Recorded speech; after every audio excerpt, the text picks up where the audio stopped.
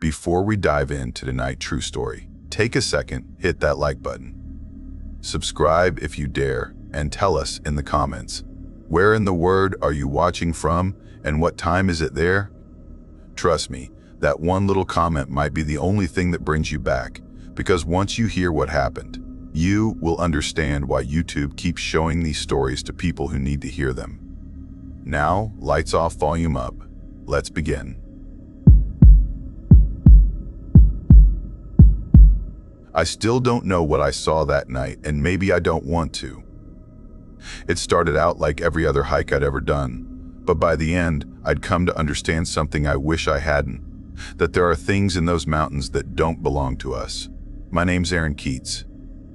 I'm 35 now, but back then I was 32 and thought I'd seen it all. I grew up in Tennessee, a small town just a few hours from the southern edge of the Appalachian Trail. My dad was a forest ranger for most of his life, and he used to take me hiking when I was just a kid. I learned how to pitch a tent before I could even spell the word. Over the years, I'd gone on dozens of solo hikes, some for a weekend, some for a week or more. It was the only time I really felt like myself out there, far from people, far from noise. That September, I was supposed to hike with my friend Mason. We'd planned the trip for months, 4 days through a quiet stretch of the Appalachian Trail starting near Damascus, Virginia, heading north. But the week before, Mason called and said work was piling up and he couldn't make it. I should have canceled, but something in me didn't want to. I told myself I needed the solitude. My head hadn't been right lately. Bad breakup, job stress, all that stuff that eats at you when you're sitting alone at night. A coworker of mine, a guy named Jake, asked if I was really going alone. He said something weird had been happening in that area. Missing hikers, strange sounds, people seeing shapes at night. He smiled when he said it, but the smile lasted a little too long, and I remember feeling uncomfortable. I laughed it off and told him, the only thing I'm worried about is running out of trail mix. That was my first mistake, ignoring that kind of smile. I hit the trail early Thursday morning. The air was crisp, the kind that smells like rain and pine needles. The forest was a patchwork of oranges and reds, the kind of view that makes you forget you're walking uphill. My pack felt light, my boots felt good, and for the first day and a half, it was exactly what I needed. Peace. Just wind, leaves, and my own heartbeat. By Friday evening, I'd made good distance, but instead of camping at the next shelter, I decided to set up off-trail in a clearing I remembered from years before. I liked the quiet spots, the ones the other hikers didn't use. The clearing sat beside a small creek and was surrounded by tall birch trees that creaked softly in the wind. It felt like the safest place on earth. Around 9 that night, I was tucked inside my sleeping bag reading by headlamp when I heard it. Footsteps. Slow, heavy, and deliberate. They were about 30 yards out, circling. I froze. At first, I thought it was a deer. Maybe a black bear. I'd run into them before, and as long as you didn't bother them, they didn't bother you. But these steps, they had rhythm. Human rhythm. Human rhythm. Heel to toe. Walk for 10 seconds, stop, wait, then move again. I turned off my light and listened. My heartbeat sounded louder than the forest. The footsteps lasted maybe 5 minutes before they stopped completely. I waited another 10, then unzipped my tent and stepped out, shining my light into the trees. "Hello?" I called, voice shaking a little. No answer.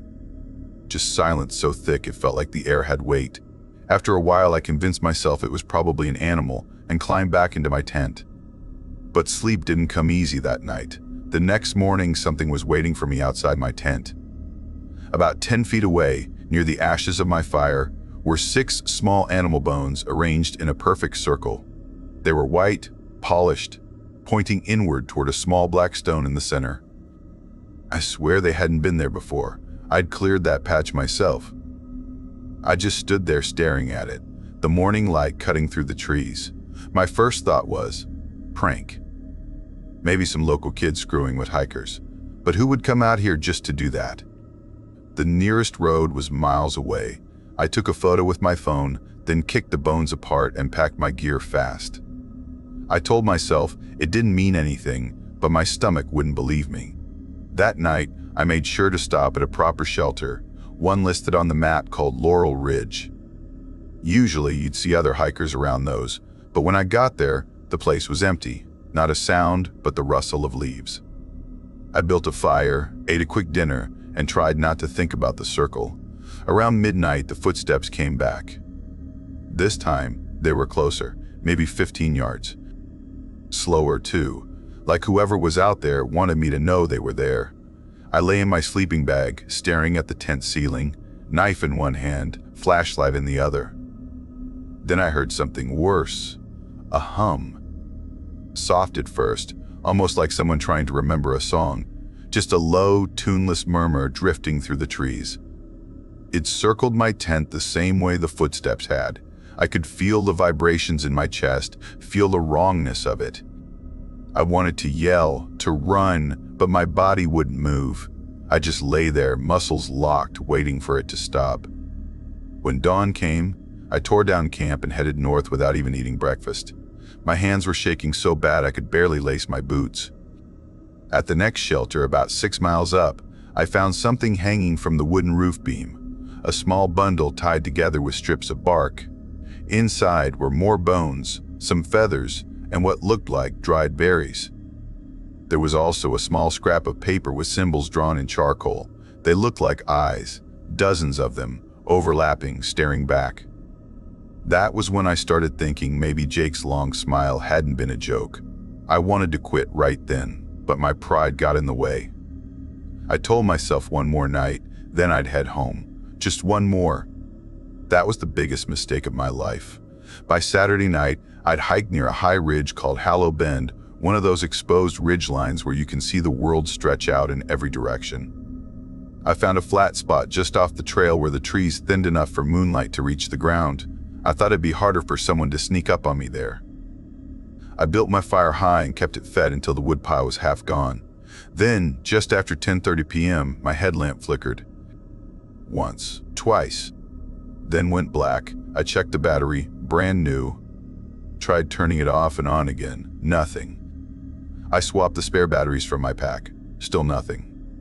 The flashlight was dead even though the bulb looked fine. That's when I remembered the story my dad once told me about lights that vanish in the mountains. He'd said, if your light dies but your batteries are good, leave. Something's near. I wish I'd listened. The footsteps started again, but this time they weren't careful. They were running, circling, laughing, low and breathy, like whoever it was had been waiting for this. The fire flickered hard, smoke whipping sideways in the wind. I shouted, "Who's there?" A figure stepped out from the darkness. Tall, thin, moving in jerks like a puppet being yanked by invisible strings. It stopped right at the edge of the firelight. I could see long arms, sleeves hanging loose, a wide hat hiding most of its face. It raised one arm slowly, pointing straight at me. In its hand was another bundle, larger this time, dripping something dark. The smell hit me before the sight did, rancid, like spoiled meat. Then, from the darkness behind it, another voice answered me. "You can't leave yet." I don't remember grabbing my bag, but I did. I just ran. I didn't care where. Branches tore at my face, my arms, but I didn't stop. I could hear more of them now, footsteps humming, laughing. Some spoke words I couldn't understand, deep and rhythmic like chanting. By the time I hit the trail again, I was bleeding from a dozen cuts. My lungs burned, but I didn't stop running until the first light touched the horizon. I stumbled onto an old service road, collapsed near a signpost, and sat there shaking until a ranger's truck came by hours later.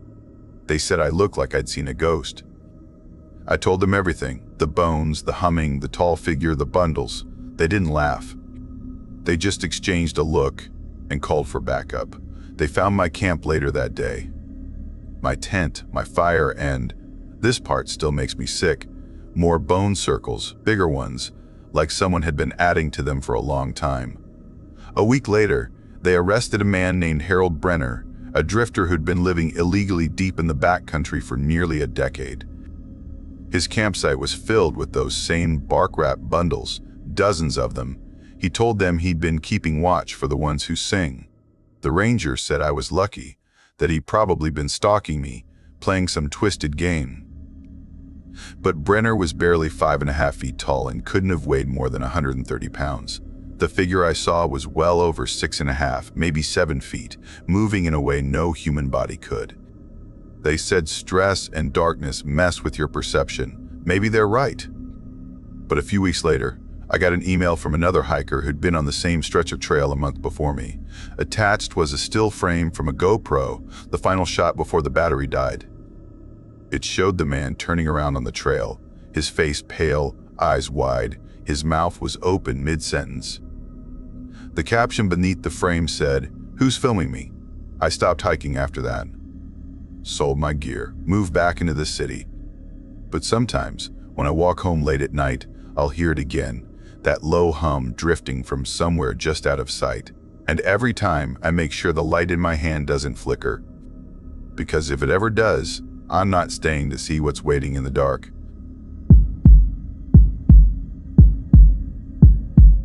I always believed the mountains could heal me.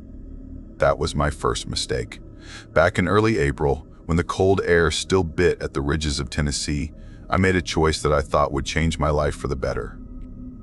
My name is Michael Lane, and I was 43 years old when everything in my life began to crumble. My wife had left me for someone younger. My job at the construction firm had downsized me without warning, and for months, I'd been walking around feeling like I was made of fog, not really here, just drifting through my own life. I figured the only way to fix myself was to disappear for a while, not forever, just long enough to breathe again. I'd done plenty of hiking before, small weekend trips, a few solo outings, but nothing serious, nothing that could really test me. So when the idea came to spend 2 full weeks trekking a section of the Appalachian Trail through the Smokies, I told myself it was exactly what I needed. Solitude, sweat, and silence. When my brother Tom asked if I was sure it was the right time, I laughed and said the same thing men always say when they don't want to admit how lost they are. "I just need some space to figure things out," I told him. But the truth was, I didn't want space. I wanted to disappear. I started my hike near the Newfound Gap trailhead, early in the morning, before the sun had burned the fog off the trees. The first few days were perfect. The forest was alive but quiet, the air crisp with the smell of pine and wet earth. I moved at a steady pace, maybe 10 miles a day, camping at marked sites, boiling freeze-dried meals, and listening to the endless hum of insects and wind through branches. At first, the silence felt like medicine. I remember thinking, maybe I could start over here. Maybe the woods could help me understand why my life had fallen apart. By the 4th day, I was starting to feel almost whole again. Then, on the 5th, everything changed. I had been walking since about 9 that morning when I came across something strange. My GPS said the Appalachian Trail should keep running north, steady and clear. But standing in front of me was a narrow side path that split off to the east, a trail that didn't appear on any of my maps. Now, this wasn't entirely unheard of. The Smokies were full of reroutes and side trails, some official, some not. But this one caught my attention because of the white blazes, the little painted rectangles that marked the real Appalachian Trail.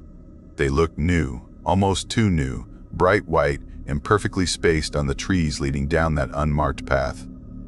I stood there for a long minute, checking my GPS again, flipping through my paper maps, feeling the weight of indecision pressing in on me. The main trail was right ahead, clean and open. But that new path with its shining blazes looked inviting somehow, like a shortcut or a secret route only a few people knew about. I told myself maybe the rangers had rerouted the section recently. It made sense. Storms sometimes washed out parts of the trail, and the Park Service would paint temporary markers until repairs were made. So after 10 minutes of debating, I followed the fresh blazes east. That's when the mountain began to change. The first few miles were normal enough. A little rougher terrain, some narrow switchbacks, but nothing too concerning. The air felt heavier though. Quieter. Even the birds seemed to fall silent after a while. Around midday, I stopped near what looked like an old campsite, a flat clearing with a circle of stones where a fire pit had once been. I sat down to eat, and that's when I noticed something half buried in the dirt. It was a torn piece of blue fabric, like from a rain jacket. The edges were frayed, but what caught my eye were the dark brown stains near one side. Blood. It was old, but unmistakable. I turned it over in my hands. The tear was clean, too neat to be a snag, more like it had been sliced with a knife. And there were a few tiny puncture marks in the material, like something sharp had been pressed through it repeatedly. My first thought was maybe someone had been hurt, used it as a bandage. But if someone had camped here, where were the other signs? No wrappers, no footprints, no gear. It was like someone had cleaned up every trace of themselves, except for that one scrap of fabric. I shoved it into my pack, trying not to think too much about it, and kept walking. But from that moment on, I couldn't shake the feeling that I wasn't alone out there. As the day went on, the trail began twisting away from where my GPS said it should. I was being pulled deeper into the mountains, further from the real path. The ground turned rough, rocky, and the undergrowth thickened until I could barely see 10 feet ahead.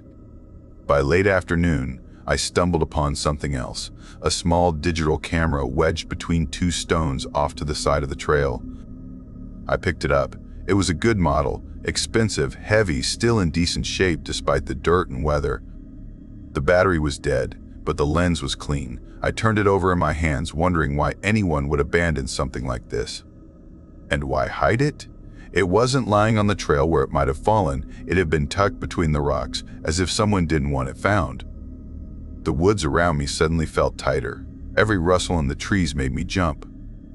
Still, I kept walking, telling myself I'd gone too far to turn back. But as the light started to fade, I realized I'd made a terrible mistake. The blazes, the same white rectangles that had led me here, began to change.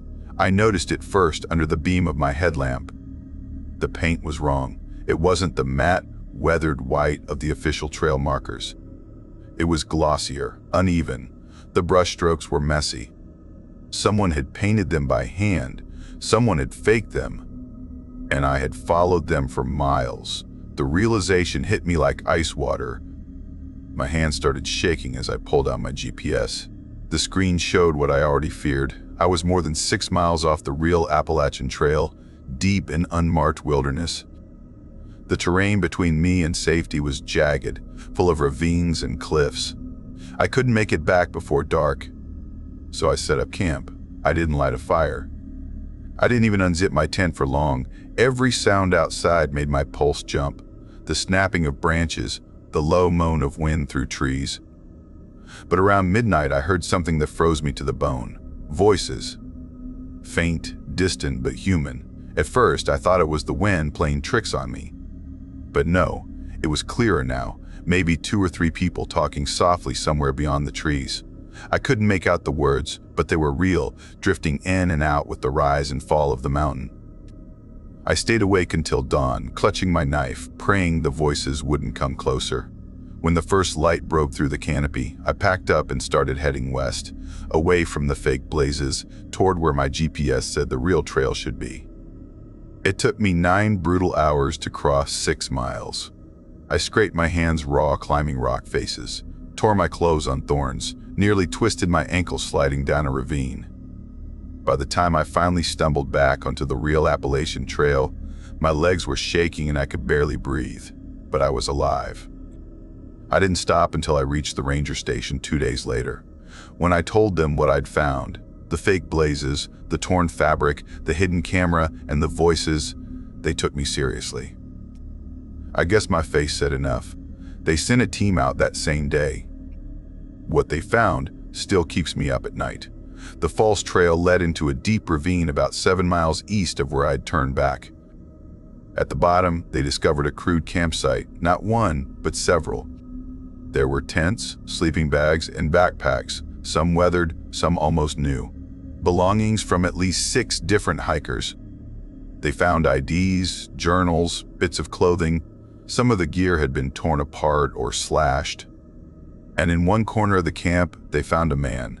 His name was Raymond Carter, a 58-year-old teacher from Kentucky who'd gone missing 3 weeks before I started my hike. He was alive, barely. He'd been living off rainwater and scraps of food, his body covered in scratches. He told the rangers he'd followed the same fake blazes, thinking it was a reroute. But when he realized he was lost, he fell and injured his ankle. For days, he said, he heard someone moving through the woods near his shelter, always just out of sight. He'd wake up to find his food moved or small items missing. Once he swore he heard his own voice calling for help in the distance, even though he hadn't called out. A trail repeater, one ranger called it later, a ghostly echo of someone who'd already been lost there before. Raymond wasn't the only one. Inside the camera I'd found were pictures from 3 different hikers. The rangers identified 2 of them. Both had been reported missing in the Smokies within the past year. Each photo showed smiling faces, beautiful views, and in a few of them, a shadow in the tree line. Always the same shape. Always watching. The Park Service never found whoever had painted those false blazes. But in the months that followed, more hikers came forward saying they'd seen strange reroutes or heard whispers in the woods calling their names at night. Sometimes I still hike, but I don't go alone anymore, and I don't trust the blazes. Because every now and then, when the fog rolls low through the valleys and the woods grow quiet, I swear I hear something out there, a faint voice, broken and desperate, repeating over and over. It sounds like someone calling for help. And it sounds exactly like me. I don't know why I still think about that night. Maybe because every time I close my eyes, I still see the outline of that man standing in the fog, the way his breath didn't make a cloud like ours did in the cold. My name is Daniel Brooks, and before everything happened, I used to love the Appalachian Trail. Hiking was my peace, my reset button after years of desk work and noise. I grew up in New Hampshire, near the White Mountains, and my parents used to say the woods were in my blood. When I got married to Laura, I promised her that one day we'd take our son Eli, who was 8 then, on a real adventure, something he'd remember forever. I kept that promise. I just wish I hadn't. It was mid-October, and the trees in western North Carolina looked like fire frozen in time, gold, red, and copper leaves trembling under the wind. The mornings were misty, the kind where the world feels half awake, and the mountains stretch like sleeping giants. I'd taken a few days off work, wanting to unplug, breathe, and finally feel alive again. But there's something I learned the hard way. When you go looking for peace in the wilderness, sometimes you wake up something else that's been waiting out there. We started the hike on a Thursday morning, around 9:15 a.m. Laura was humming. Eli was skipping ahead with his little backpack, and I remember thinking, this is perfect. We planned to hike 3 days, camping near a small lake called Raven's Hollow Pond, a quiet stretch I'd read about online. I'd been told the trail was less crowded, ideal for solitude. That was the first mistake, believing solitude was safe. About halfway through our first day, the trail turned narrow, winding between tall spruce trees. The air felt colder there, sharper. Eli kept asking questions about bears, and Laura teased him, saying the only bears around were probably tired of people by now. Around 2:45 p.m., we reached a small clearing overlooking a valley, and that's when we saw it. The first sign something wasn't right.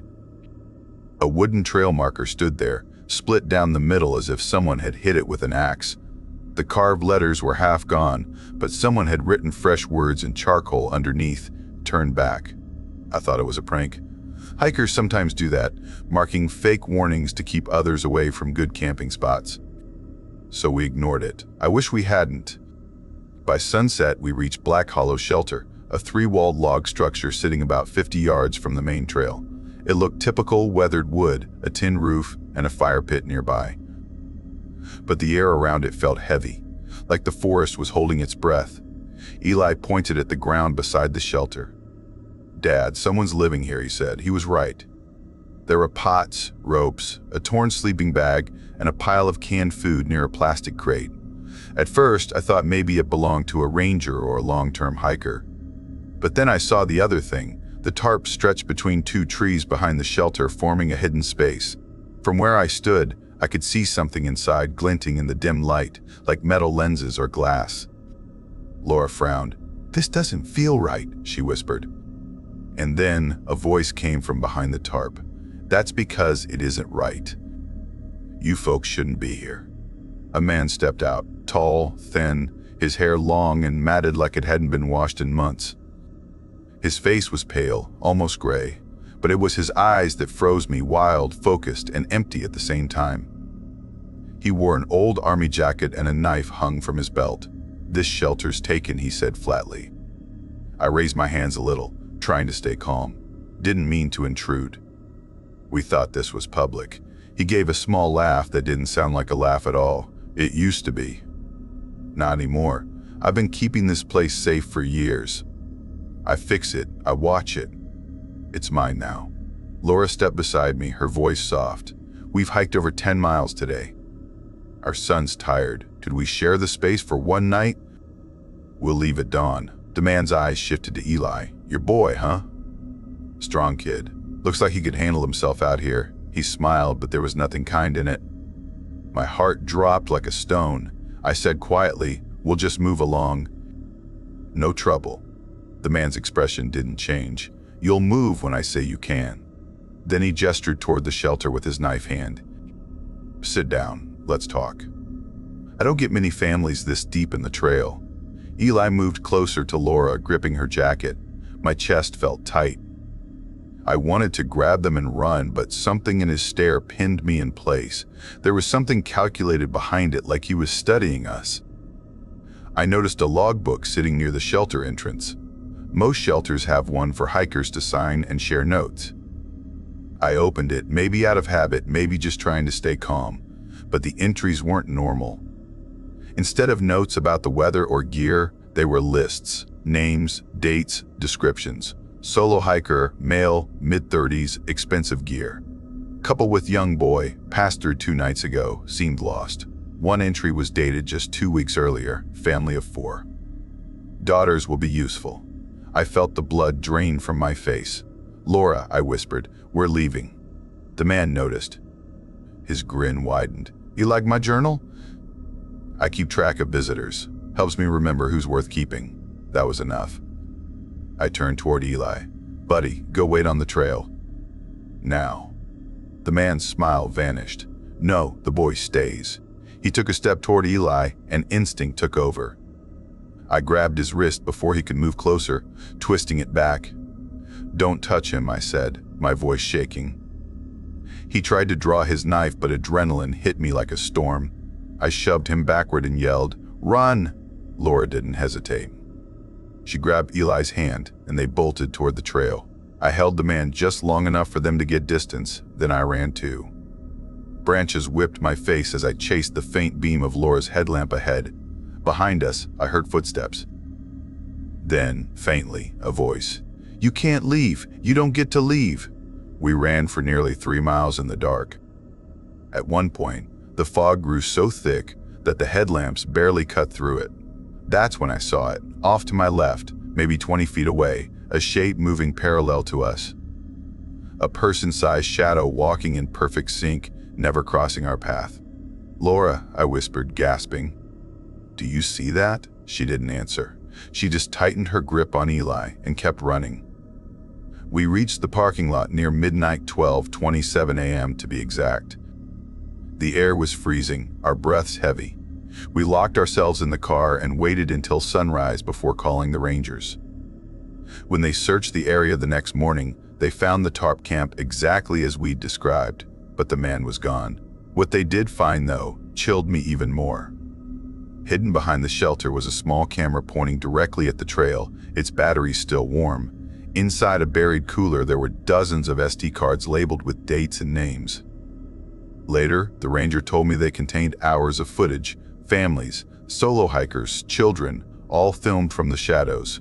The man's name, they said, was Ernest Geller.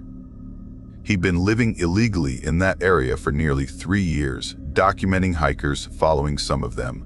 He'd written about creating his own forest colony, a self-sufficient community where chosen people would serve him.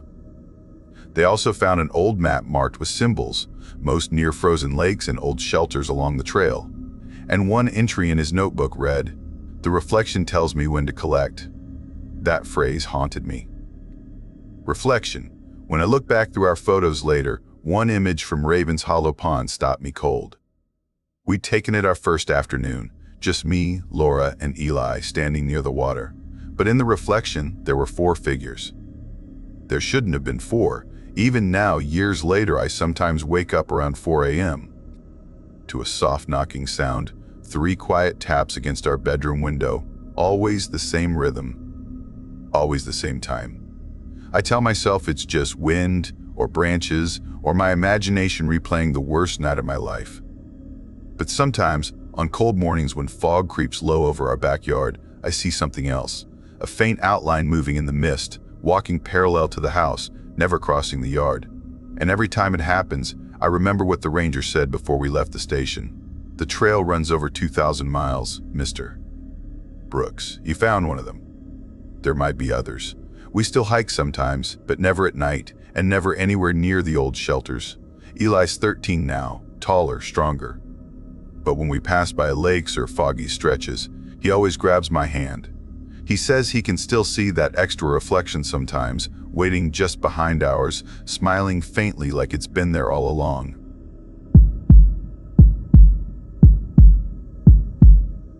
I remember the first time I saw him, and if I had known what would come after, I would have turned around right then. My name is Olivia Hart, and this happened back in late May when I decided to attempt my first solo section hike through the Appalachian Trail in eastern Tennessee, near the Rowan Highlands.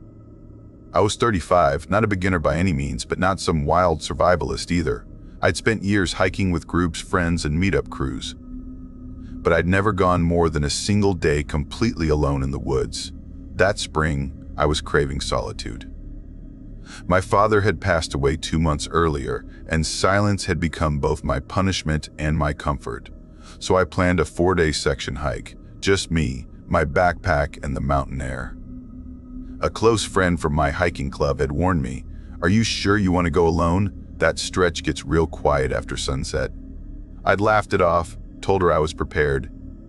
I had all the proper gear, a map, GPS, and a small emergency beacon. Thousands of people walk that trail every year. What could possibly go wrong? Well, I found out. The first morning was perfect. The sky looked clean and endless, soft blue spilling through the ridges. Birds sang above me, and the path smelled of pine needles and rain-soaked soil. I walked 12 miles that first day, taking my time, snapping pictures, talking to the wind like an old friend. By late afternoon, I reached the Cherry Gap Shelter, a small wooden structure tucked between mossy boulders. There were 2 other hikers there, a married couple from Ohio.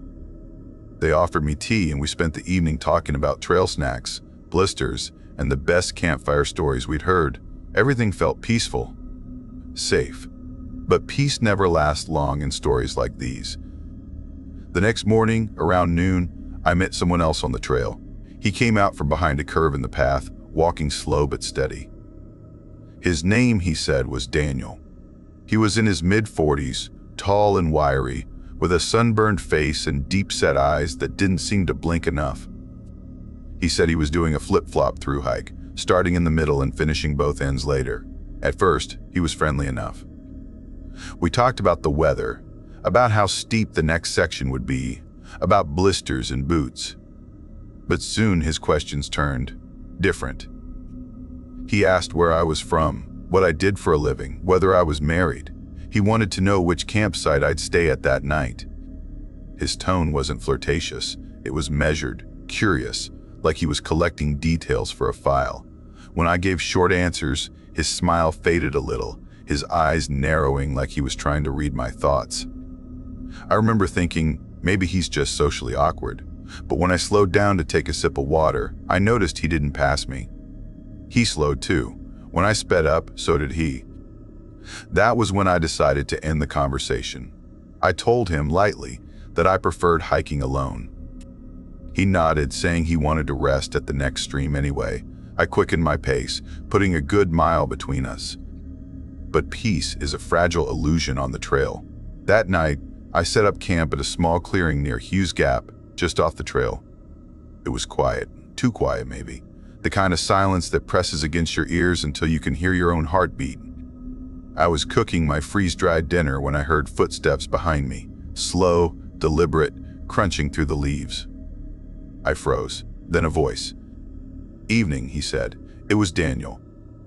He smiled like it was a coincidence, said he'd made good time and decided to camp here too.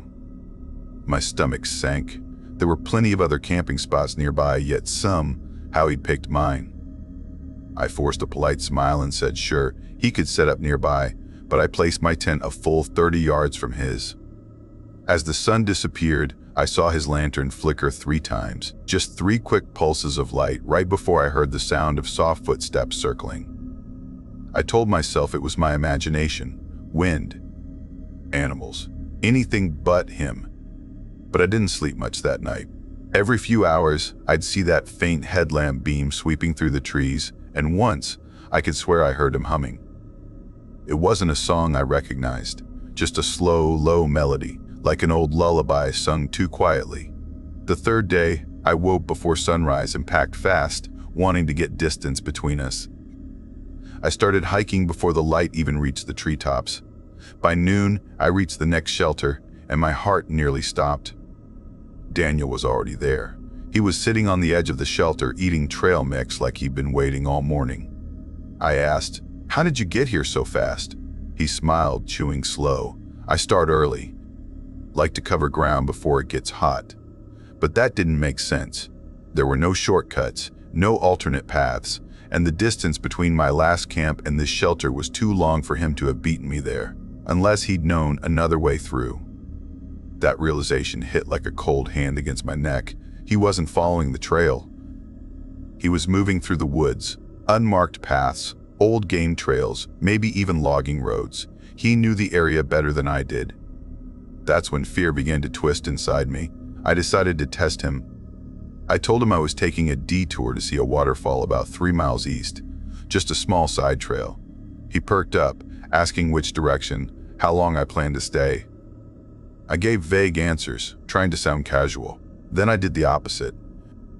I continued straight on the main trail, walking faster than ever, not stopping for anything. By evening, I reached a small clearing near Overmountain Gap, exhausted but relieved. I was sure I'd shaken him off, but when I turned around to hang my food bag, I heard rustling behind me. Daniel stepped out of the trees, not from the trail, not from the direction of the waterfall, but from deep inside the forest. He smiled. "Did you like the falls?" For a moment I couldn't speak. I told him I'd skipped it.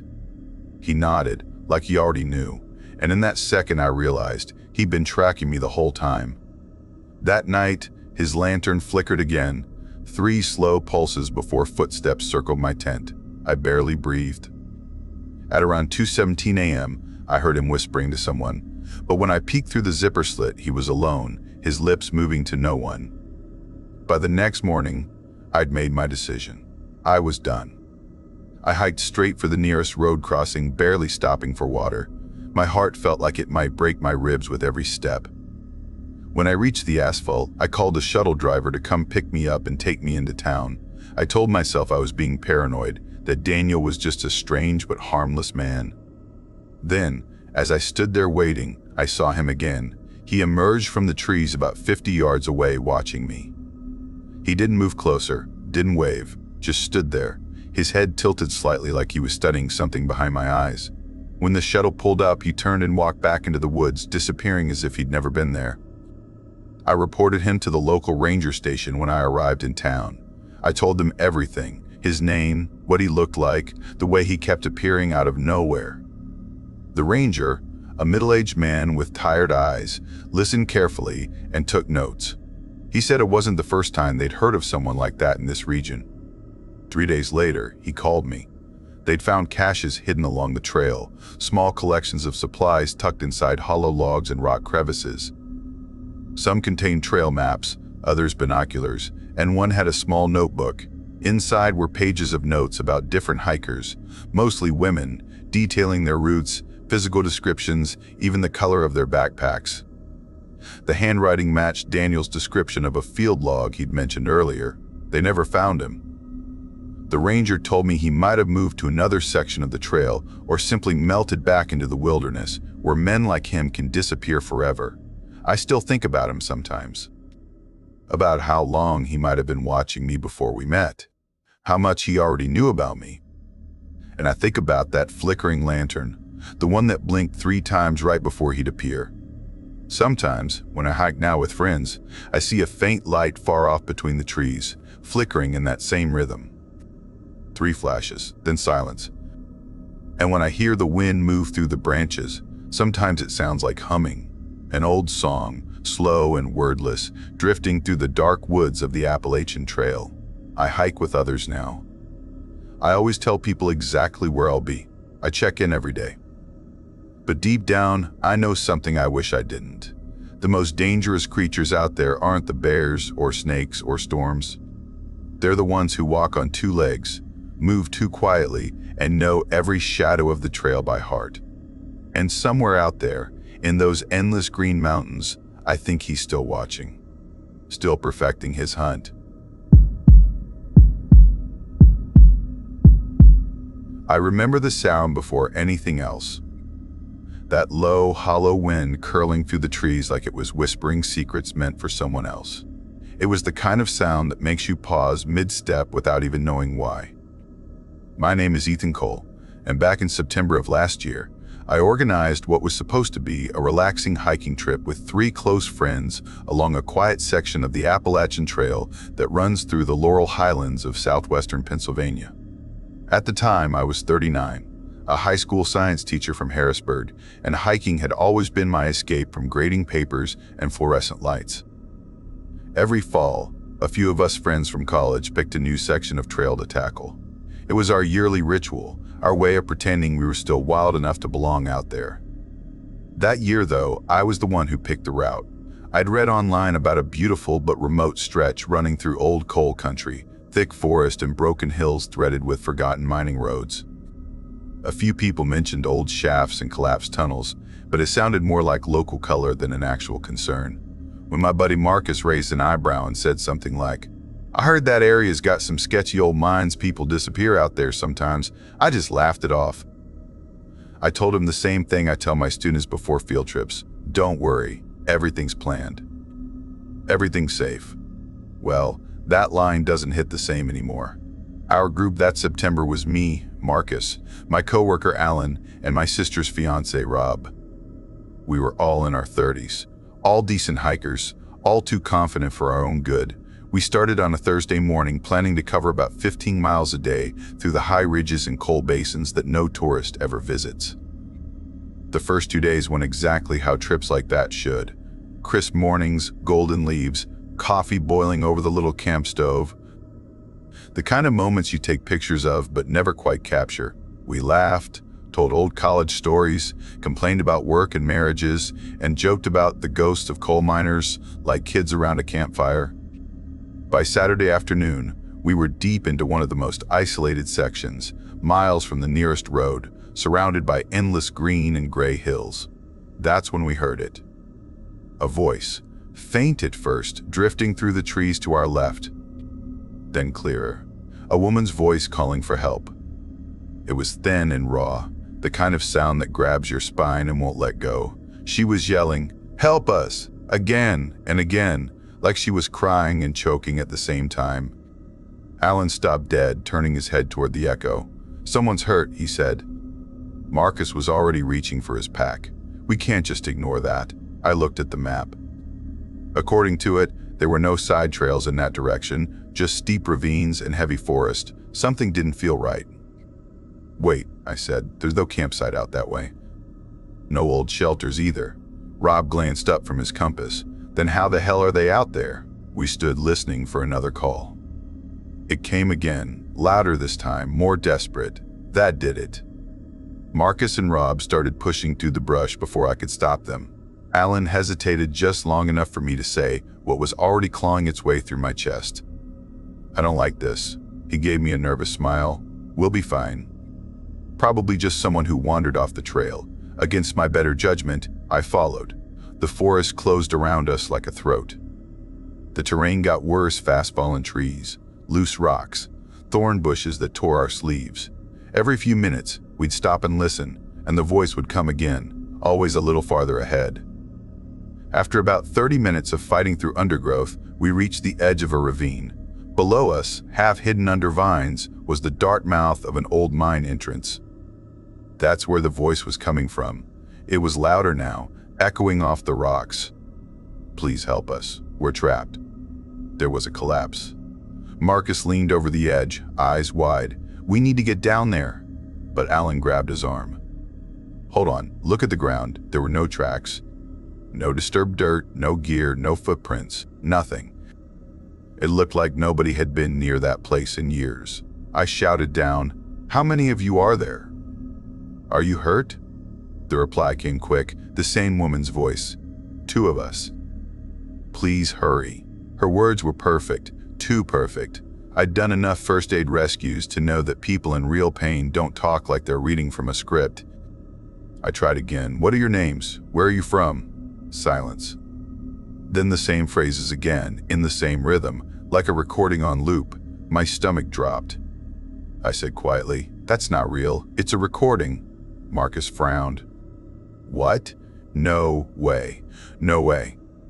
"It sounds real. But once you noticed it, you couldn't unhear it.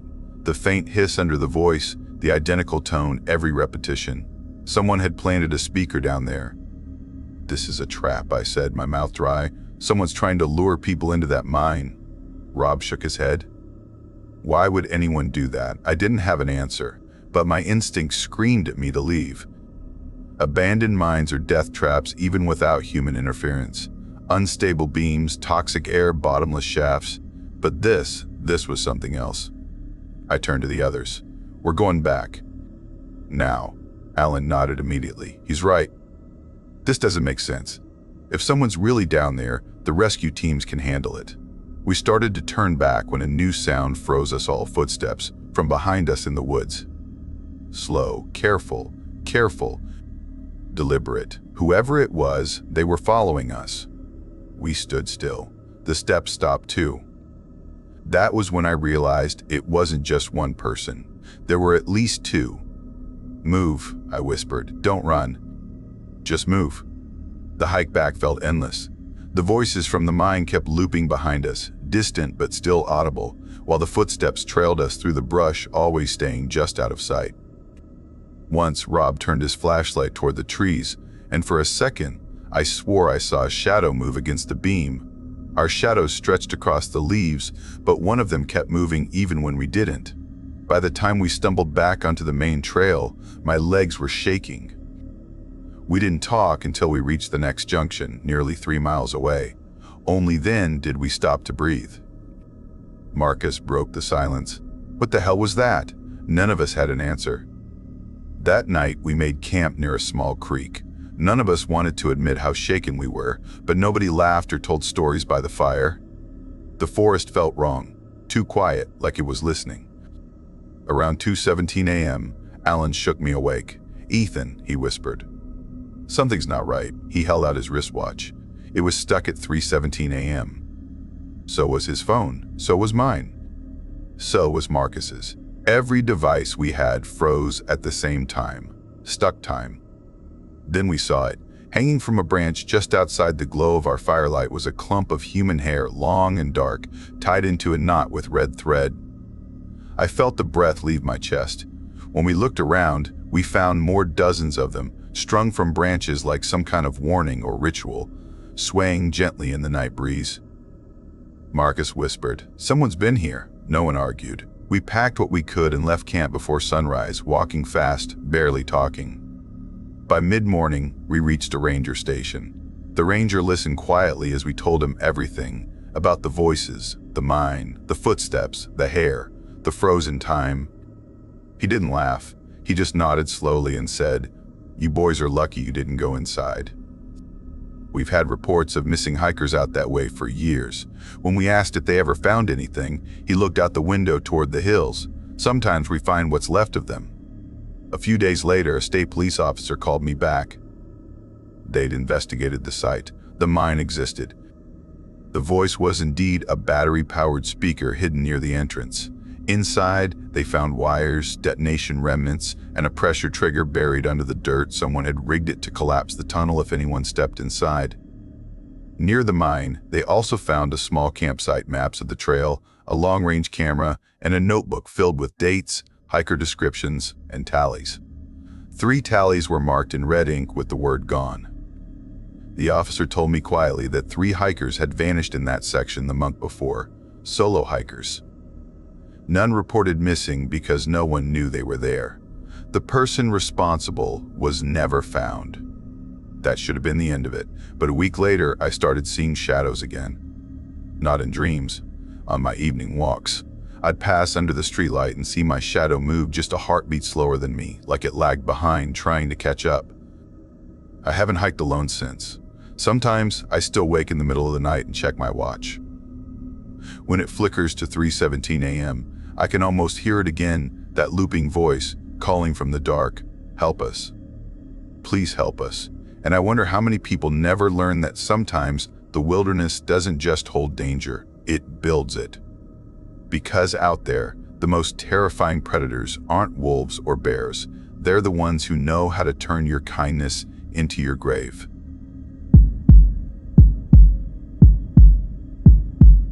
I never used to believe the mountains could keep secrets, but that was before the night I met the men who didn't belong there. My name is Rachel Monroe, and this happened 3 summers ago, in June of 2019, deep within the Blue Ridge section of the Appalachian Trail. I'd been hiking since college, usually day trips or short overnights, nothing extreme, but that summer I wanted to test myself. A solo hike through a remote stretch between Rowan Mountain and Damascus, Virginia, where the forest seems endless and the ridges blur into clouds. My dad, a retired forest ranger, tried to talk me out of it. He said something like, "That part of the trail ain't what it used to be, Rach. People see lights out there and things they shouldn't." I laughed it off then. I thought he was just being protective, but he wasn't wrong. The hike started beautifully, long corridors of green, the hum of cicadas, the sweet decay of wet leaves. The weather was clear when I began on a Tuesday morning, the air warm but not unbearable. I'd planned to cover about 10 miles a day, take my time, photograph the views, and finally have that solitude I'd been craving. But by the second afternoon, the sky turned. What began as a faint drizzle became heavy sheets of rain, then rolling thunder that cracked the sky open like glass. The temperature dropped fast, and by 4 in the afternoon, my breath fogged in the air. My poncho clung to my skin, useless against the icy wind. I was slipping on mud, shivering uncontrollably, and realizing how quickly things can turn dangerous in the mountains. Then I saw the light. At first, I thought it was a headlamp, just another hiker. But it wasn't moving. Through the mist, I saw it again, 2 bright, steady beams like floodlights deep in the trees where no road or trail should have been.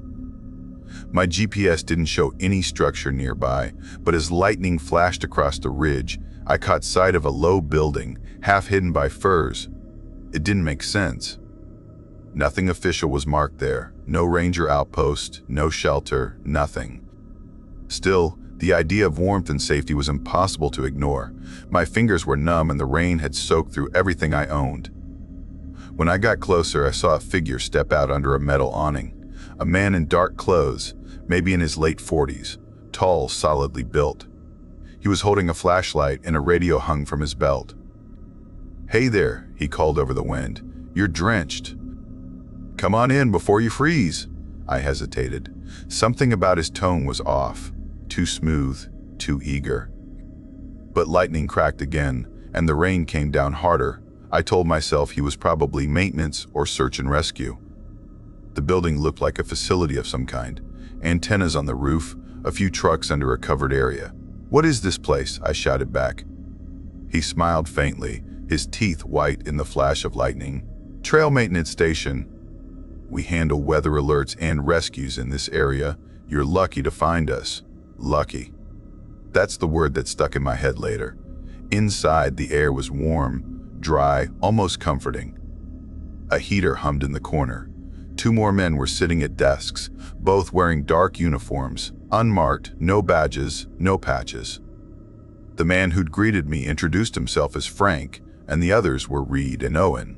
They seemed professional enough, offering me a towel and hot coffee, asking where I'd been hiking if anyone knew my route. But their questions didn't sound like real concern. more like data collection. The room was filled with maps, equipment, radio consoles, and walls lined with black monitors showing static. The kind of static that occasionally formed shapes if you stared too long. Frank gestured to a break room with cots. "You can crash there until the storm clears. It's going to get worse before it gets better." The warmth and coffee hit me hard. My body relaxed, but something inside didn't.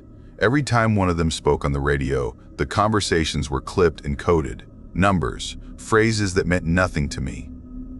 And whenever one whispered, a burst of static followed, as if the radios were repeating their words seconds later. That static sound still crawls under my skin. Around 9 that night, Reed mentioned they'd be switching to night operations. He told me I should stay in the break room, keep the door closed, and not wander. "We do patrol work after dark," he said. "A lot of folks go missing out here. We keep eyes on certain zones." "Missing?" I asked. He smiled, but it didn't reach his eyes. "You'd be surprised what the mountains hide." When I tried to look at the maps more closely, I saw circles and marks drawn in red ink. Not trails, but patterns, grids over unmarked areas of forest. And something else. Small dots labeled BR repeated across several maps. Burial? Base? I didn't know, but my gut told me I shouldn't be there. I waited until I thought they were distracted, then slipped out to the hallway. The place was bigger than it looked. Long corridors, humming equipment rooms, rooms filled with crates marked only with numbers. One door was half open, and when I peeked inside, I froze. There were clothes. Dozens of them. Hiking packs, boots, jackets, all piled neatly on metal shelves. I stepped closer. One jacket had mud caked on it, the fabric torn at the shoulder. The tag read, "Daniel Moore, Rowan Mountain Section." I knew that name. I'd read it on a missing hiker poster at the trailhead. The air behind me shifted, and I turned to see Frank standing there, watching me silently. "You shouldn't be here," he said softly. I stepped back, my throat dry. "Who are you people?" He tilted his head slightly, his voice calm but cold. "We make sure no one sees what they shouldn't. Some trails aren't meant to be found." Before I could answer, the radios in the next room crackled to life. A voice whispered through the static, repeating my words. "Who are you people? Who are you people?" Over and over, distorted, like something imitating me. Frank's expression didn't change. "You should rest. You should rest. We'll get you out of here in the morning." But I knew that wasn't true.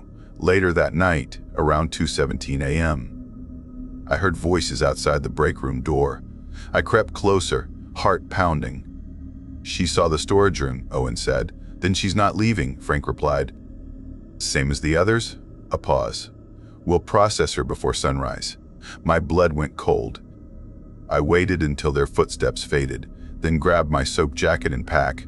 One of the side windows was cracked open just enough. I squeezed through it and dropped into the mud outside. The rain had slowed, but fog clung to the trees. I could hear the hum of generators and faint laughter echoing from the woods, laughter that sounded like mine, delayed and warped. I started moving fast but quiet, keeping low. I didn't know where the main trail was, but I had my compass and a faint signal on my GPS. Then I heard engines, trucks starting up. Headlights cut through the fog behind me. They were looking for me. I scrambled downhill, branches tearing at my arms, mud sucking at my boots. Once, I tripped and fell hard, my radio pressed against a rock. It hissed with static, then a whisper came through. "Rachel, come back. Come back." I flung it into the darkness and kept moving. By dawn, the rain stopped, and I stumbled onto the main trail where 2 hikers were making breakfast. I must have looked insane, shaking, covered in mud, gasping that there were people in the woods pretending to be rangers. They helped me reach the road, where I called the sheriff's office. But when the deputies went out there, they found nothing. No building, no trucks, not even tire tracks. It was as if the place had never existed. A few months later, a federal investigator called me. He said my report matched others, stories of mobile operations, hidden facilities that vanish overnight, using the wilderness for purposes no one can explain. He couldn't tell me what they were doing, only that I was lucky to have escaped. I still hike, but never alone. And when I do, I never trust lights in the woods, because sometimes the people offering shelter aren't rescuers. Sometimes they're part of something older, something that's been here long before the trails, and they know how to make sure you never leave the mountains again. And every now and then when I lie awake at night and the wind howls through the trees outside my window, I swear I can hear faint laughter echoing through the dark, delayed, distorted, and sounding a little too much like my own. My name is Ethan Marlowe, and before last summer, I believed the forest was my second home. I had spent more than 20 years tracking deer, reading sign, and teaching wilderness survival courses across the Blue Ridge region. The forest spoke to me through its prints and broken branches, and I knew how to listen. But I learned the hard way that something else listens too, something that understands how to use your own confidence against you. It was early August when I agreed to join Caleb Reese, a retired ranger I'd met through a wilderness tracking forum. Caleb was quiet, disciplined, and had the kind of calm that only comes from decades of living alone in dangerous places. He proposed a week-long tracking expedition through a lesser-known stretch of the Appalachian Trail in northern Georgia near Blood Mountain, a region known for dense fog, vanishing hikers, and a silence that feels like a held breath. I didn't hesitate. I packed my notebook, trail cameras, and my old hunting knife, more for habit than protection. My wife joked that I'd probably spend more time photographing animal tracks than sleeping. I laughed. I wish I hadn't. We began hiking on a Monday morning, sky heavy with gray clouds. The forest felt alive, damp leaves releasing that sweet rot smell I'd grown to love. The first 2 days went perfectly. We found bear prints along a stream bank, a family of raccoons near a cave system, and even some old elk sign farther north than expected. Everything felt calm, predictable, until the third day. That morning, as I was studying a patch of soft mud, I saw something that made my pulse slow. A boot print, not ours. Fresh, clean edges, size maybe 11, and angled like whoever left it had been following us. At first, I thought maybe a lost hiker had wandered through, but the print's direction told another story. Whoever it was had been shadowing us, matching our path almost step by step. When I showed Caleb, he crouched silently for a long time, tracing the edge of the print with his gloved hand. Then he looked up at me, his eyes hard. "This isn't random," he said softly. "Someone's tracking us." We tried to shake the feeling, but the forest suddenly felt smaller, the trees tighter around us. Every few hours, I'd glance behind me, half expecting to catch a glimpse of movement, a flicker of something between the trees. But the woods remained still. That night, we camped near an old logging road, thick with pine and fog. Around 2:17 a.m., I woke to a smell, faint, smoky, like a dying campfire. I nudged Caleb awake. "Do you smell that?" He sniffed the air and frowned. We grabbed our lights and searched the area. No fire, no embers, not even warmth in the soil. Just that ghostly smell of burnt wood drifting through the trees. The next morning, we found something that set my nerves on edge. A pair of hiking boots, buried halfway in the dirt near the creek. They were perfectly placed side by side, no footprints leading to or from them. It was like someone had pressed them into the ground as an offering or a message. Caleb didn't say a word. He just brushed the dirt off the laces and whispered, "Someone wants us to see this." We marked the spot on our map and decided to move out early. But as we packed, I noticed my phone blinking. I hadn't had service for 2 days, so I was confused to see a notification. One draft message saved. I opened it. It was a text I apparently wrote during the night, but I didn't remember typing it. The message read, "Don't follow me." The words made my skin crawl. My phone was inside my pack, zipped, untouched since sunset. Caleb thought maybe I'd typed it by accident, half asleep, but I knew better. My hands trembled as I deleted it. By midday, the air grew heavier, the wind dying completely. We found more signs that whoever was out there was watching us. Flattened grass behind a log facing our last campsite, fresh cigarette ash near a ridge where no one should have been. Caleb became quieter. His usual sharp humor was gone, replaced by an unspoken tension. Around 4:30 p.m., while checking a deer trail, Caleb called me over. He'd found another human track, fresher than before. The stride was long, deliberate, and angled slightly toward us. Whoever it was had been closing in. I remember Caleb saying, almost under his breath, "This isn't just tracking, it's studying." That night, we didn't build a fire. We just sat in silence, listening. Every twig snap, every distant rustle made my chest tighten. Around 7:45 p.m., I thought I saw movement between the trees. A silhouette, tall, unmoving, just standing where the shadows were thickest. I blinked, and it was gone. I told myself it was my imagination. But deep down, I knew the forest was hiding someone who knew exactly what they were doing. At dawn, Caleb said we needed to backtrack, return to the truck before nightfall. "Something's not right out here," he muttered. We started moving fast, skipping breaks, but by noon I realized we weren't alone. Every direction we turned, the forest whispered movement, faint crunches of leaves, distant breathing that the wind couldn't explain. When I looked down, I saw them again. The same boot prints, slightly overlapping ours. He was behind us. Following, matching, waiting. That was when I felt the fear settle deep inside my gut, cold and certain. The kind of fear that doesn't make you scream, but makes you stop breathing so you can listen better. And I swear, if you've ever been washed in the woods, you know the feeling. It's not like seeing someone. It's like the forest itself grows eyes. We pushed hard that morning, trying to cover as much ground as possible before the storm clouds rolling in from the west reached us. The woods were too quiet, the air thick and still, and that silence felt wrong. Normally, the forest hums with life. Insects, birds, the faint chatter of squirrels.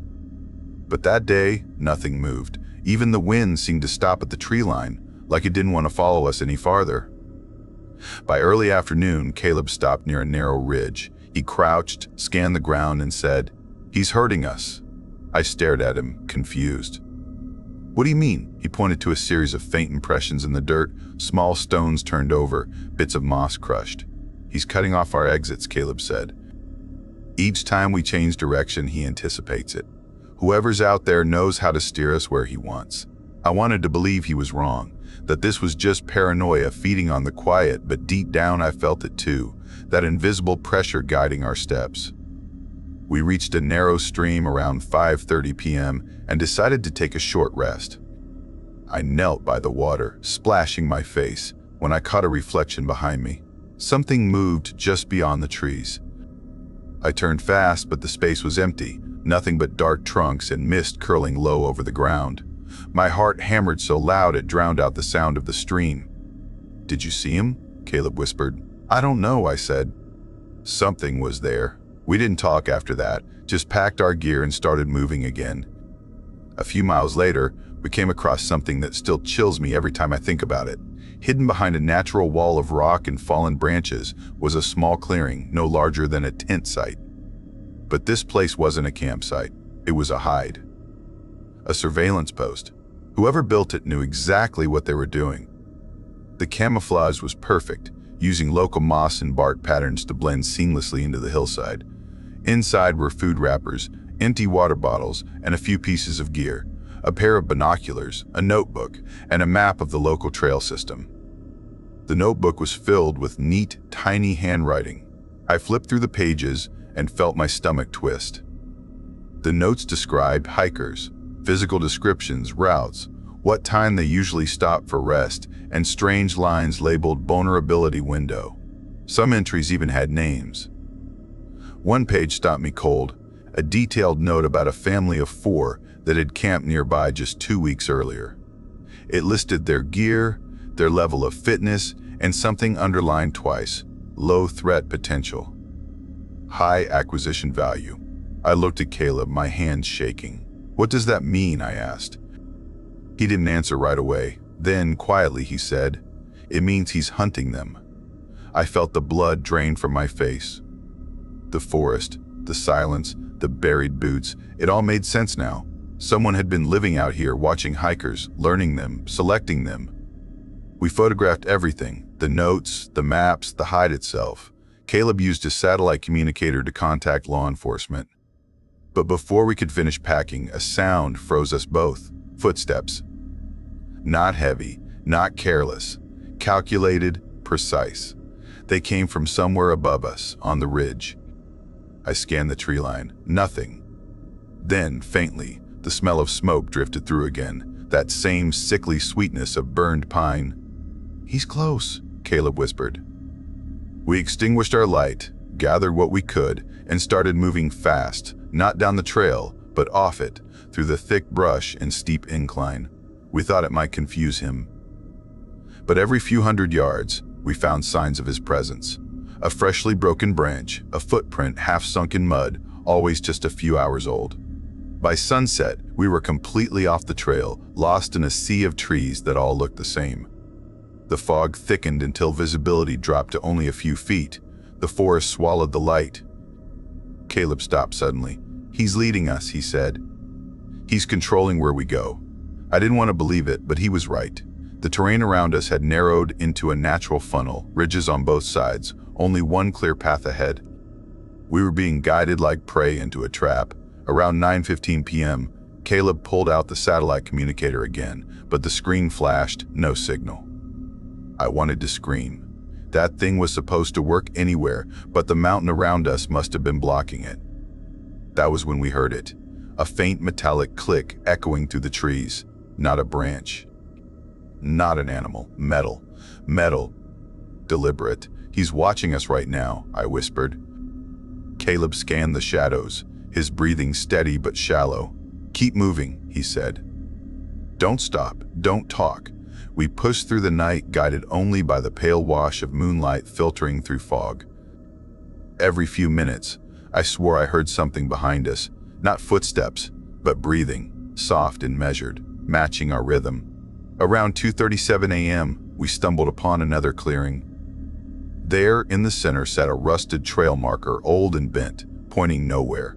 Around it, the ground was littered with tiny scraps of torn paper. I knelt and picked one up. It was a photo, half burned, showing what looked like a young woman standing by a tent.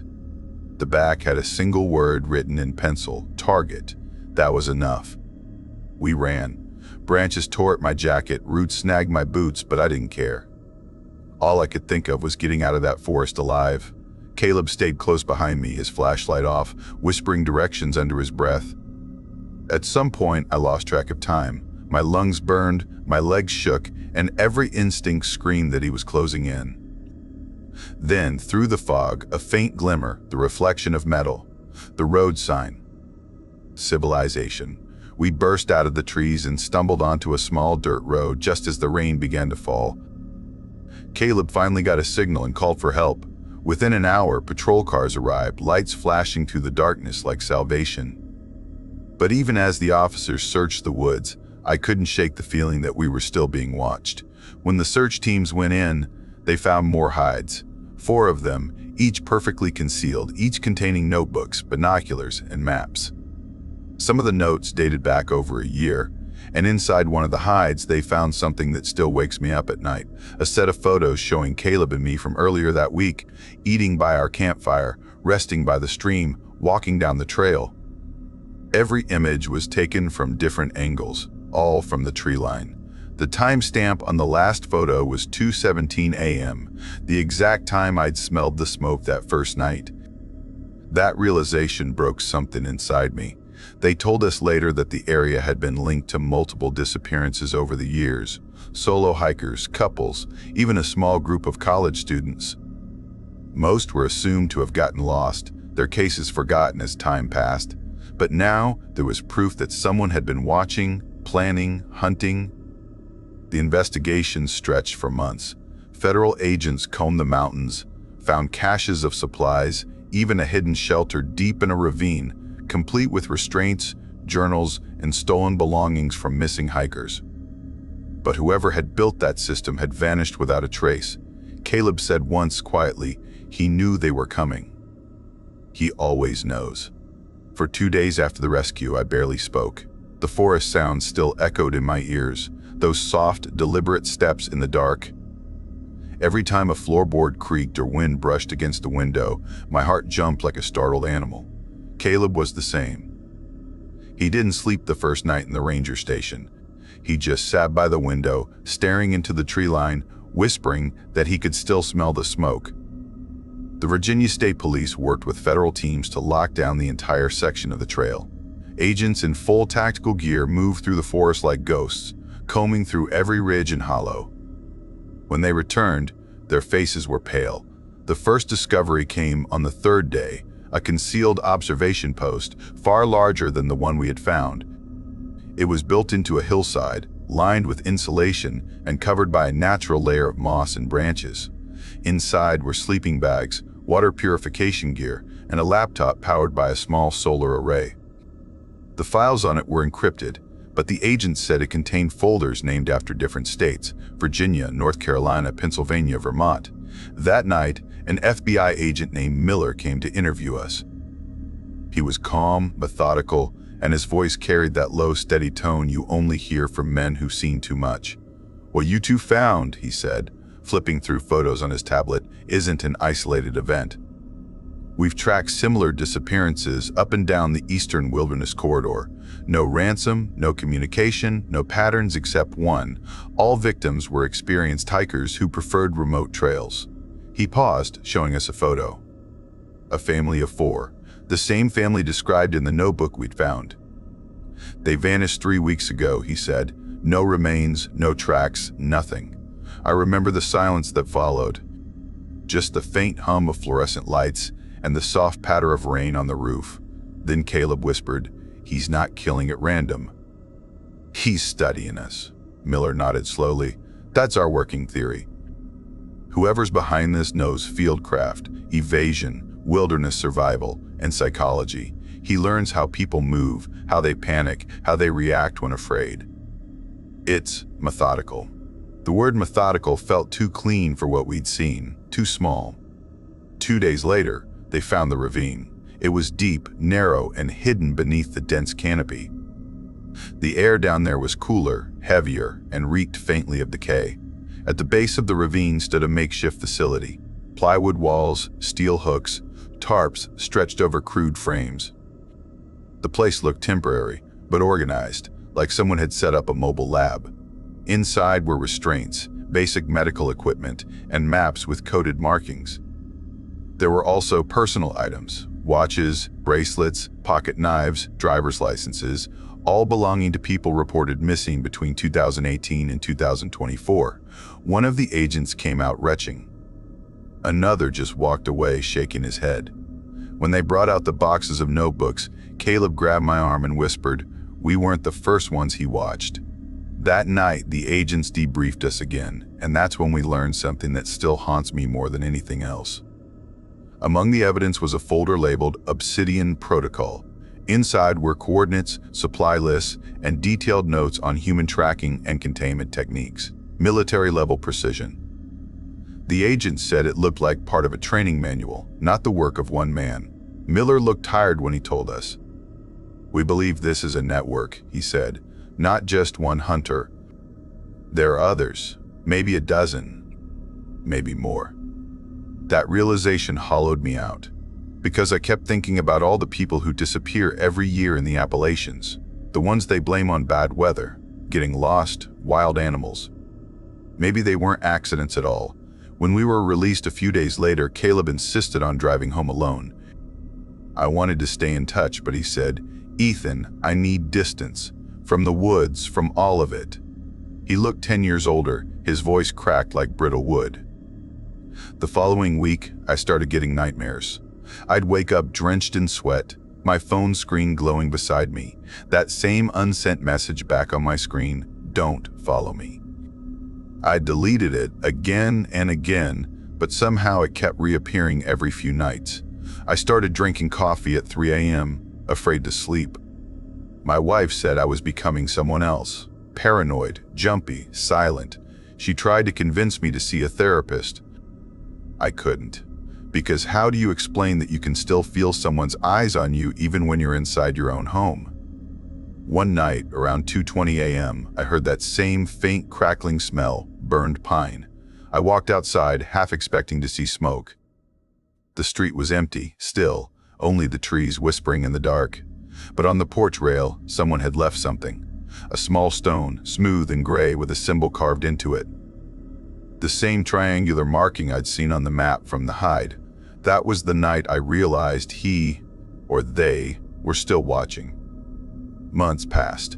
The investigation went quiet, officially ongoing. Reporters lost interest, the news cycle moved on, and the wilderness swallowed its secrets again. Caleb and I stopped talking, though sometimes he'd send me a single-line text. "Do you still smell the smoke?" In December, an envelope arrived in my mailbox. No return address. Inside was a single photograph, an image of the Appalachian Trail marker taken at dusk. The back of the photo said, "Always forward." I turned it over and stared at it until my vision blurred. That night, I packed my bags and drove north, back toward the trail. My wife begged me not to go. But I had to see. I had to know. I reached the Blood Mountain trailhead before dawn. The air was cold, mist curling through the trees. The forest looked exactly the same, peaceful, untouched, indifferent. I hiked for hours, following the old routes Caleb and I had taken. Every crunch of leaves underfoot felt like a memory pressing down on me. By midday, I reached the clearing where we'd found the buried boots. The spot looked undisturbed, but the earth there seemed slightly raised, as if someone had recently dug and filled it again. I knelt, brushed away the leaves, and froze. The boots were back, not the same ones, but new, cleaner, slightly larger, and beside them, half buried, was a small burned scrap of paper. I pulled it out and read the words barely legible in ash-gray smears. "You learned well." My heart stopped. I stumbled back, scanning the tree line. The forest was silent, too silent. Then I heard it, faint and slow, like someone whispering a breath through the leaves. I didn't wait to see. I ran. The memory after that is broken.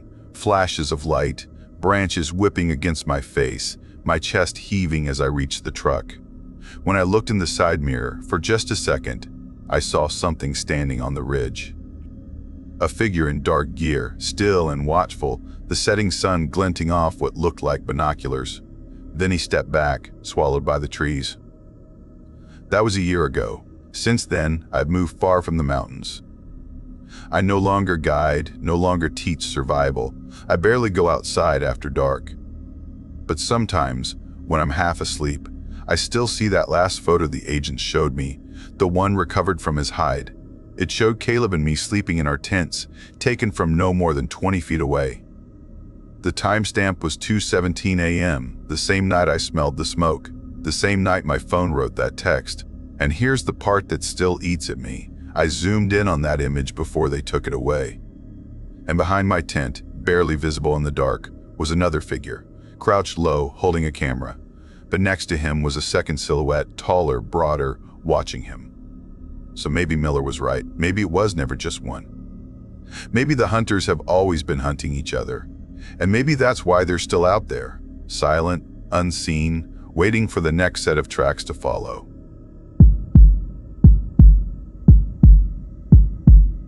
I still hear the whispers sometimes, especially when the wind moves through pine needles the way it did that night. My name is Cole, and what happened to me near the end of my Appalachian Trail hike changed everything I believed about the wilderness and about people. Back then, I thought I had seen it all. I'd spent half a year walking from the warm red dirt of Georgia all the way toward Maine, following white blazes through mountains, fog, and endless rain. I was 34, proud, exhausted, and only a few days away from finishing something I had dreamed about since I was a teenager. 6 months, over 2,000 miles, hundreds of nights alone beneath trees that felt older than time. Every muscle in my body ached, but my heart was full. That morning, when I crossed into the thick forests outside northern Maine, I thought my story was almost over. But the trail had one last chapter waiting, and it wanted to be told. I remember it was about 6:20 a.m. when I packed up camp near a place called Rockwood Hollow. The forest was still wrapped in fog so heavy it looked like smoke drifting between the branches. Somewhere deep in those woods, a raven croaked, one sharp sound that echoed far too long. The air smelled of wet moss and pine. I was only a few days from Mount Canillo, where I'd planned to summit, call my parents, and finally end the journey. I had been documenting everything online, posting daily updates on my hiking blog. People loved it. I had a few thousand followers, many of them hikers themselves. I'd share my coordinates, my campsite pictures, what I ate, what I saw. It made the loneliness bearable. But looking back now, that blog was the biggest mistake of my life. The day before it happened, I met another hiker near a lake clearing. His name was Tyler, or at least that's what he told me.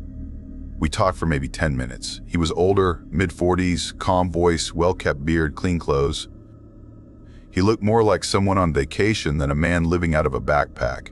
He told me he had followed my posts for months, said he admired my endurance. He even quoted parts of my writing, specific sentences I barely remembered posting. He said he'd been driving to various points along the trail just to meet people finishing their through hikes, to celebrate the human spirit. At first, it felt flattering. Trail angels are common. Kind strangers who offer food, rides, or comfort to hikers who've been living in dirt for months. But something in his tone was off. It was too smooth, too prepared, like he had practiced saying those words before. He told me he had a small cabin nearby and offered to cook me a real meal, maybe let me shower, sleep in a real bed before the final stretch. I almost said yes. I wanted that comfort so badly. My body was one giant bruise. But something held me back. When I looked into his car, I noticed a strange cage in the back, like something used to transport animals, but larger. And next to it, I caught sight of coiled rope, duct tape, and what looked like zip ties. The way he noticed me noticing those things made my stomach tighten. His smile didn't fade. It only changed. It became sharper, colder, as if he enjoyed the discomfort crawling across my face. I told him politely that I had plans to camp near Mirror Lake that night. He nodded slowly, his expression unreadable. "Suit yourself," he said. "Just be careful out there. Some people aren't as nice as me." He said it with such calmness that the words felt heavier than they should have. That night, as I set up camp beneath a crooked pine, something strange happened. There was a tree nearby, an enormous gnarled oak unlike the others. Locals call it the whispering tree. I had read about it in old trail journals, a landmark hikers used to mention decades ago before it was cut off by new routes. When the wind blew through its branches, I heard it whisper one word, stretched and soft like a sigh. I froze. At first, I thought it was the wind playing tricks. But the word came again, drawn out, deeper, almost like someone whispering right next to my ear. I grabbed my flashlight and scanned the trees. Nothing moved except the fog rolling low across the ground. The forest was too quiet, no crickets, no wind, no birds.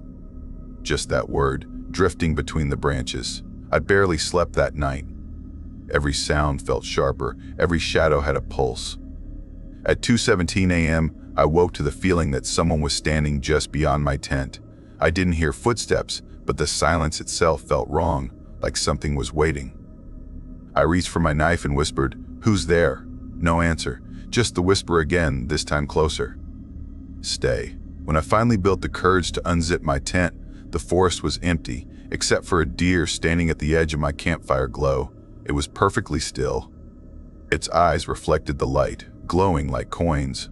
It didn't blink, didn't move, didn't breathe.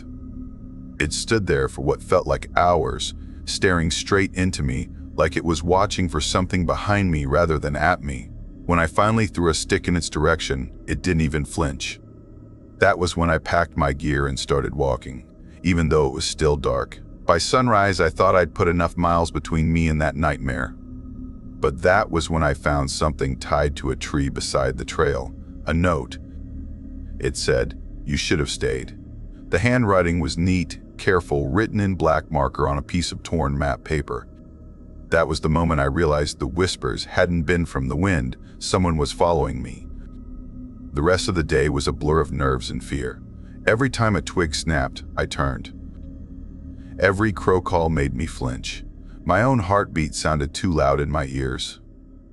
Around noon, I reached a stream and filled my bottle, only to notice fresh boot prints in the mud, not mine.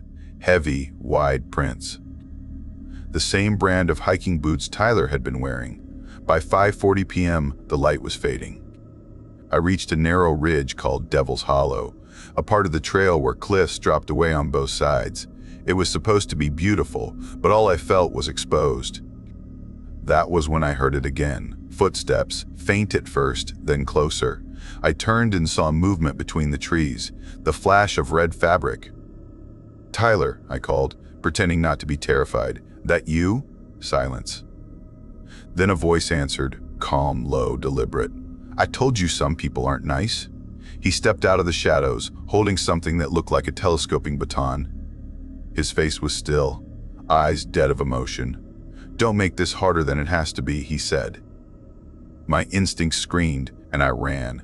I don't remember much after that, just roots catching my boots, branches clawing at my face, and the sound of him crashing after me through the brush. I reached a narrow cut in the ridge where the trail narrowed to a single line. If I went further, I'd have nowhere to run but straight ahead. I turned, pulled out my knife, and faced him. He stopped maybe 15 feet away, breathing heavily but smiling again. "I've been following your blog for months," he said, "watching you push through pain, cold, loneliness. You've proven yourself stronger than most. That's why I chose you." He said it like he was proud of me, the way a hunter might praise the animal he's about to kill. I tried to stall, to keep him talking. "You've been hurting people, haven't you?" His grin widened. "Not hurting, collecting. People like you survive everything nature throws at them. You're valuable. Valuable." That word chilled me more than anything else. I blew my emergency whistle and hit my beacon, but the GPS took time to connect. Tyler lunged, swinging the baton, but I dodged and slashed his arm with my knife. He hissed, staggered back, and for a moment his mask cracked, the calm gone, replaced by rage. "You shouldn't have done that," he said. But before he could strike again, distant voices echoed from up the trail. Other hikers. Tyler froze, then backed away into the woods. His expression didn't show fear, just annoyance. "This isn't over," he said, and disappeared. The hikers who found me were a group of college students from Vermont. They helped call for help using a satellite phone. Authorities arrived by morning. They found the cabin he mentioned, hidden about 10 miles off the main trail. Inside, they found cages, ropes, cameras, and personal items belonging to missing hikers from the last decade. Tyler, or whatever his real name was, had been doing this for years. He'd stalk through hikers, learn their patterns, their weaknesses, then strike near the end of their journey when they were most tired, most alone, and most trusting. He built a network of false identities, abandoned vehicles, and fake campsites. They said he might not have worked alone. He was never caught.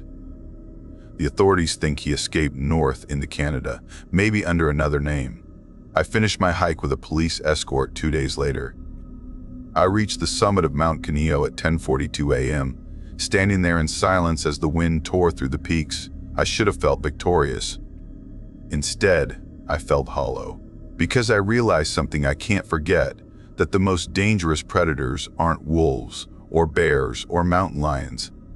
They're the ones who watch from behind the trees, waiting for the moment when exhaustion makes you trust a smile that's too perfect.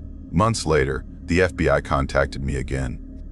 They found new evidence that suggested Tyler was part of a larger network, people who targeted skilled survivors, through hikers, mountaineers, even missing bushcrafters.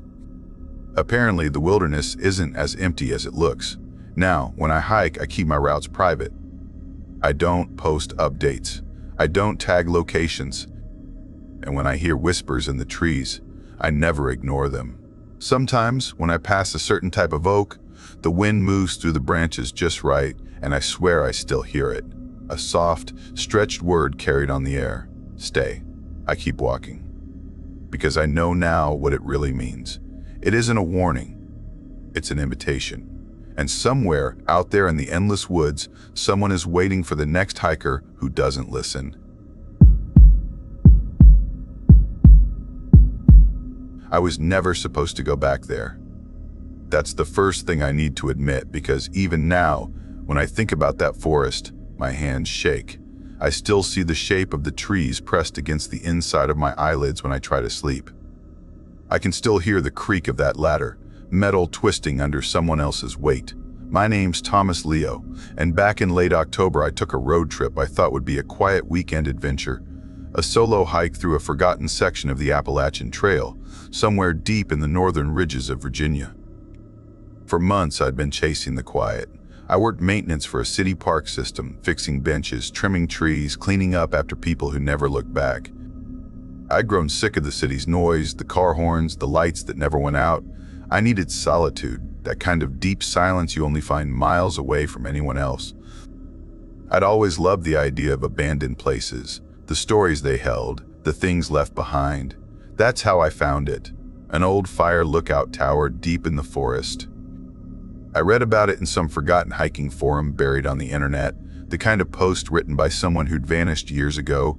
It said the lookout was built in the 1930s, used for spotting wildfires, and left to rot when better technology came along. The post warned hikers not to enter because it might collapse.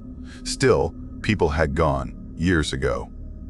The last photo I could find was from 6 years back, a faded image of the tower standing like a black tooth above an endless sea of red and gold trees.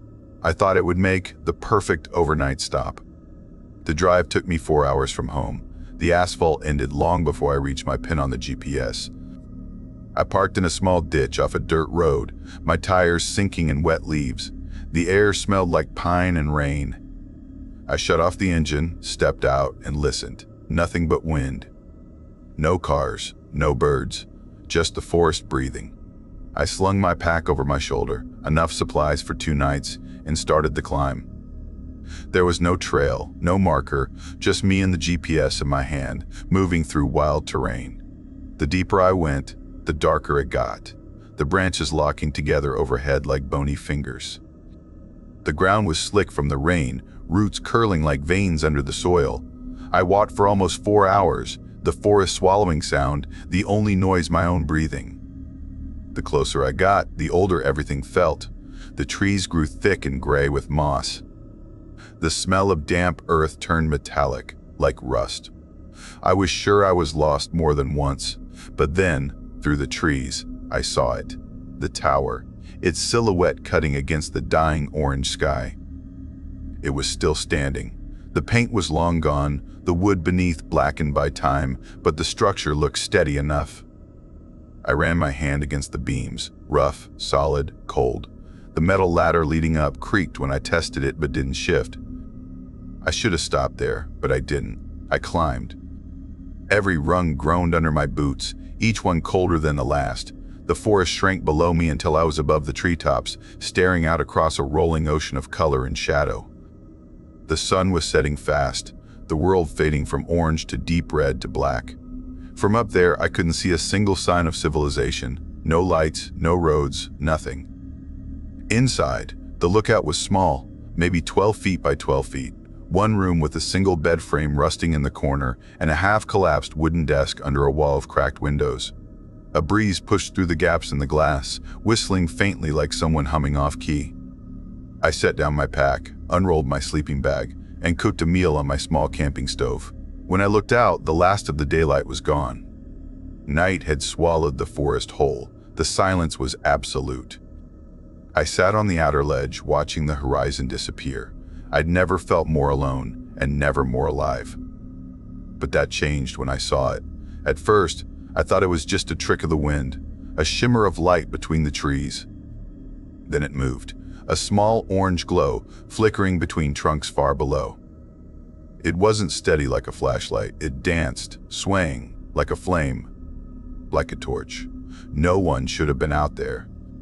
There was no marked trail, no campsites, nothing within miles. I leaned forward, trying to make sense of it. The light drifted slowly through the forest, weaving left and right, almost like someone walking.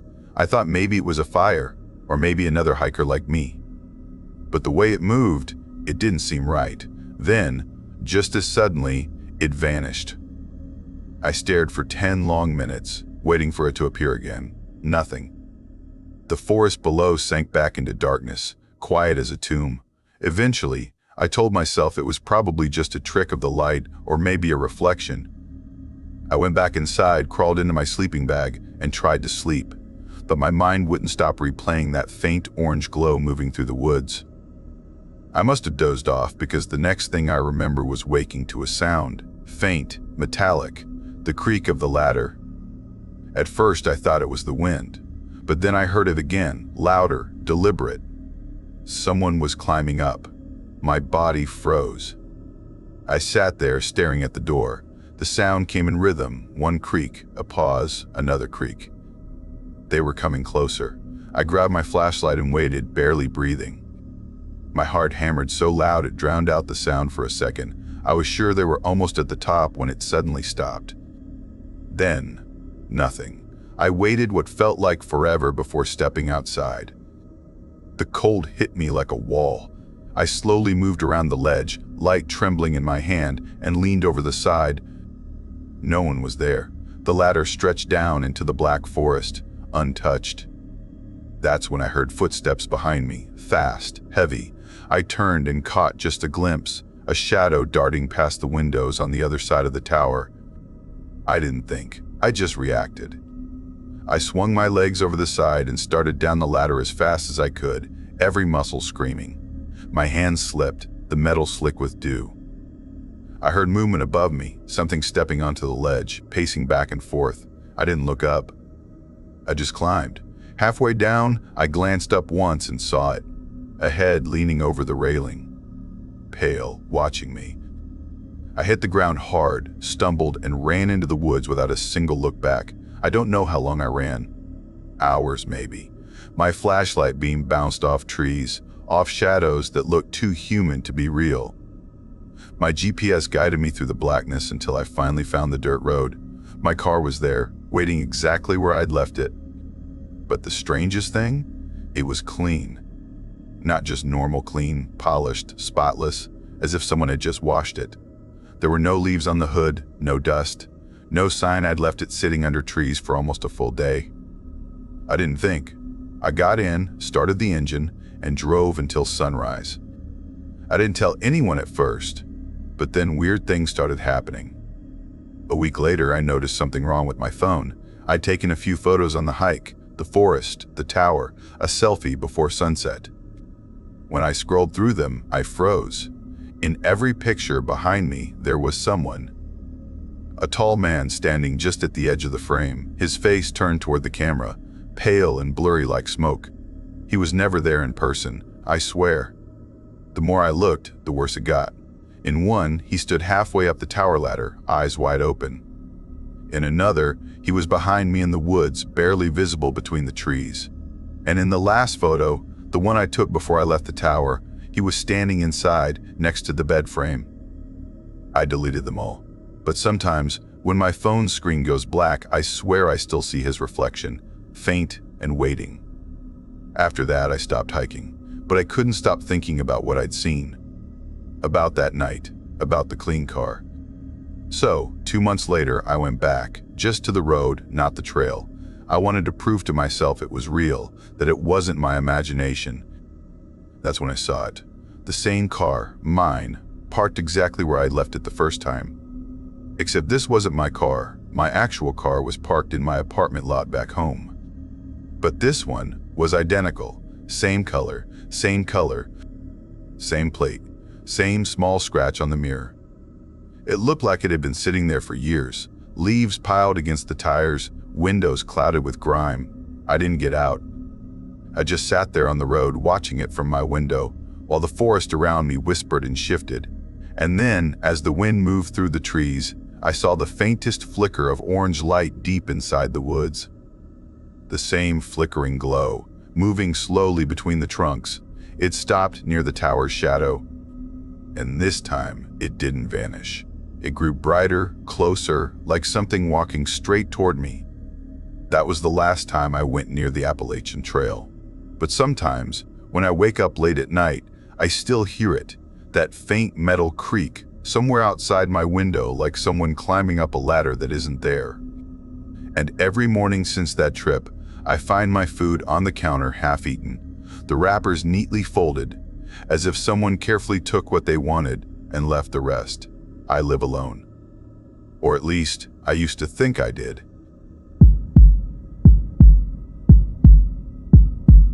I never believed silence could scream until that weekend. I had gone out there for peace, for quiet, for something simple. A short camping trip by a small lake tucked deep in the folds of the Appalachian Mountains. No cell signal, no crowds, no noise. Just me, my old tent, and the kind of stillness that makes you feel like time stopped moving. My name is Robert Vale, and I'd grown up just a few hours from that stretch of trail in Western Virginia.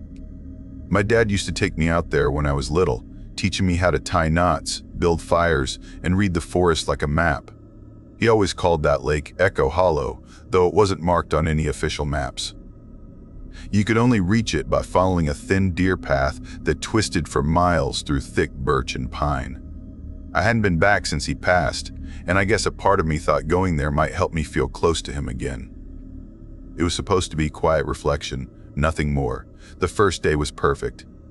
The air smelled like pine and wet earth. I pitched my tent at the edge of the water where the roots dipped into the lake like dark fingers.